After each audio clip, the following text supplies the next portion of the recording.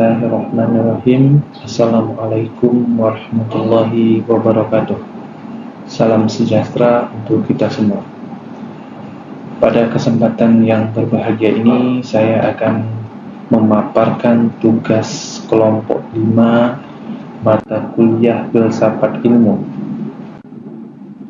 Izinkan saya memperkenalkan diri saya, Niki Suhendra, mahasiswa pasca sarjana Prodi Ilmu Administrasi.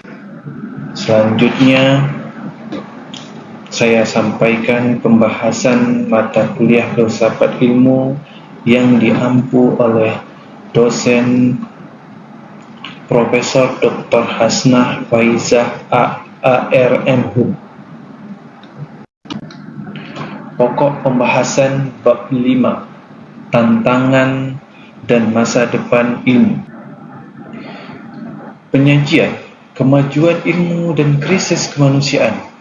Pada mulanya tujuan majunya ilmu dan teknologi untuk memudahkan pekerjaan, mensejahterakan dan memakmurkan manusia. Akan tetapi, realita teknologi memunculkan kekuatan yang keresahan baru kehidupan manusia. Ilmu dan teknologi yang maju awalnya juga demi mempermudah keperluan orang-orang. Saat keperluan tersebut semakin mudah, kemudian timbullah kesepian dan keterasingan baru, yaitu memudarnya perasaan kebersamaan, solidaritas dan silaturahmi. Misalnya penemuan teknologi telepon genggam, komputer, dan televisi telah menyebabkan terbuai dunia maya, bahkan lebih memusatkan perhatian pada layar daripada anak dan istri sekalipun.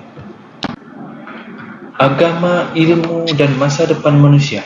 Dalam beberapa hal, agama dan ilmu tidak sama, tetapi bagian tertentunya mempunyai persamaan.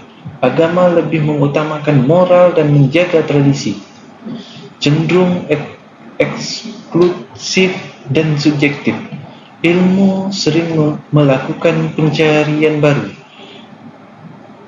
tidak terlalu terkait dengan progresif. Etika sifatnya inklusif dan objektif. Persamaan keduanya ada pada tujuan untuk merasa tenang dan kemudahan untuk manusia. Agama ialah aspek utama untuk mewujudkan pola-pola persepsi dunia bagi manusia. Persepsi-persepsi tersebut ikut memberikan pengaruh pada perkembangan dunia, dan dengan jalan seperti itu juga mempengaruhi proses sejarah terbentuk. Persepsi-persepsi tersebut juga menjadi penentu cara manusia memosisikan diri di dunia ini. Sebaiknya, sejarah juga memberikan paksaan penyesuaian dan perubahan berkelanjutan pada pola persepsi tersebut, utamanya pada masyarakat yang sedang berubah dengan pesat. Diharapkan berkembangnya ilmu dan teknologi yang luar biasa di satu sisi dan nilai moral yang statis menjadi universal di sisi lain, sehingga bisa digunakan sebagai arah dalam mengarahkan perkembangan ilmu teknologi selanjutnya. Hal tersebut karena dengan tiadanya arahan moral terhadap ilmu bisa memunculkan perasaan kekhawatiran pada kehebatan ilmu dan teknologi, bukan menyejahterakan semua orang, melainkan menghancurkannya. Agama dan makna hidup. Kehidupan ini memiliki makna yang muncul dari setiap kemungkinan yang ada dalam hal-hal aktual. Kemungkinan saja tidaklah cukup. Semua tidak akan ada artinya jika tidak dilandasi kepercayaan. Akan semua halnya agama yang mencoba memberikan dua macam jaminan penting. Tuhan sangat mengasihi kita dan kita bisa tahu bahwa hidup dan mati kita berada dalam perlindungannya. Tuhan akan membantu dalam usaha ini, karena walau bagaimanapun dan dimanapun di atas dunia ini pasti ada keadilan. Cara pandang Tuhan terhadap kehidupan kita merupakan satu-satunya pendapat yang paling benar dan kita harus mengikutinya, serta keadilannya adalah keadilan yang paling adil. Selanjutnya, pandangan teologis. Biasanya orang akan mengatakan bahwa pola yang benar adalah pola yang telah disediakan Tuhan untuk kita dan kekuatan dari Tuhan sebagai jaminan bagi kita dalam menerapkan pola tersebut untuk mencapai tujuan tertentu. Di situasi-situasi tertentu tidak memungkinkan sesuatu pekerjaan dilanjutkan dengan tiada jaminan atas kemungkinan keberhasilan pekerjaan tersebut. Bagi setiap orang yang beriman akan menerima konsep kebaikan absolut yang tidak bisa dikerjakan semuanya dan percaya terhadap kebaikan tersebut dapat menjaga, mengampuni, dan memelihara hidup dan mati mereka. Seluruh konsep moral kita tentang integritas, kasih sayang, dan keadilan, keyakinan terhadap konsep-konsep tersebut tidak bisa dijelaskan sepenuhnya. Dia bisa berbentuk kebutuhan yang tidak disadari manusia, dan konsep tersebut adalah pendirian yang harus dipegang teguh, karena jika tidak demikian maka ia akan hilang tanpa bekas. Materi selanjutnya akan disampaikan teman saya. Sekian pembahasan dari saya. Wabillahi taufiq wal hidayah. Assalamualaikum warahmatullahi wabarakatuh. Baiklah, saya akan melanjutkan hasil presentasi dari kelompok 5 yang mana telah dijelaskan oleh Niki Sohendra tentang kemajuan ilmu dan krisis kemanusiaan, agama, ilmu dan masa depan manusia, dan agama dan makna kehidupan. Nah, selanjutnya saya akan menjelaskan perbedaan agama dan ilmu, yang mana cara pandang Tuhan terhadap kehidupan kita merupakan salah satunya pendapat yang paling benar yang kita harus mengikutinya. Pandangan teologi mengatakan bahwa pola yang benar adalah yang disediakan Tuhan sebagainya jaminan kita dalam menerapkan pola yang benar untuk mencapai tujuan hidup. Nah, Tuhan juga memberikan pengampunan dari dosa-dosa yang diperbuat, yakni kesempatan untuk menjalani kehidupan meskipun telah berbuat kekeliruan. Nah, selanjutnya ada agama dan makna kehidupan juga.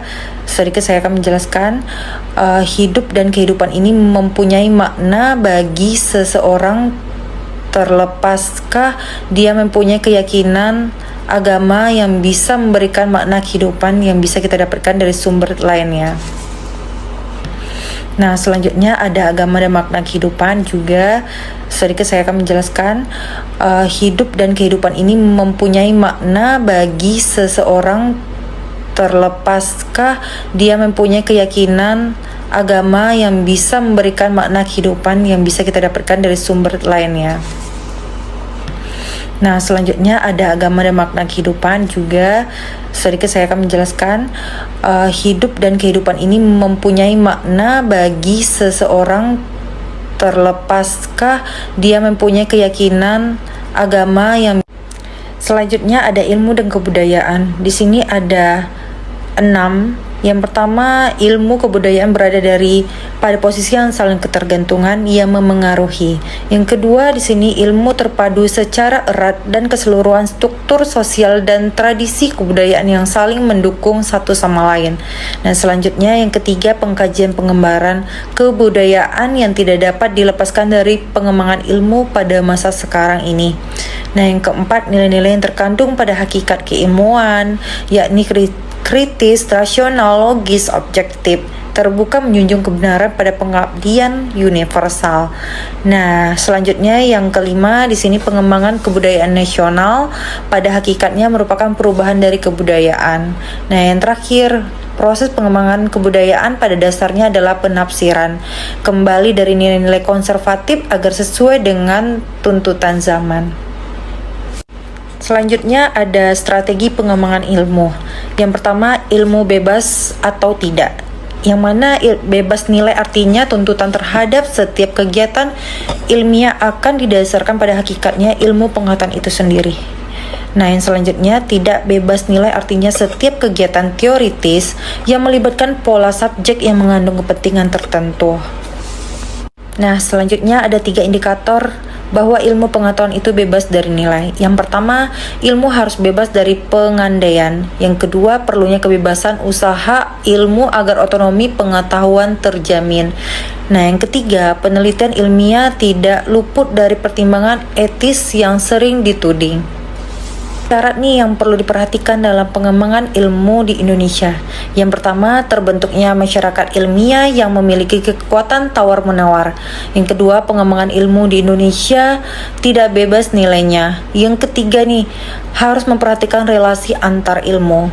Dan yang terakhir, pengembangan ilmu di Indonesia harus diperhatikan dimensi religiusnya. Nah, itulah tadi hasil dari presentasi dari saya. Lebih dan kurang saya mohon maaf. Assalamualaikum warahmatullahi wabarakatuh.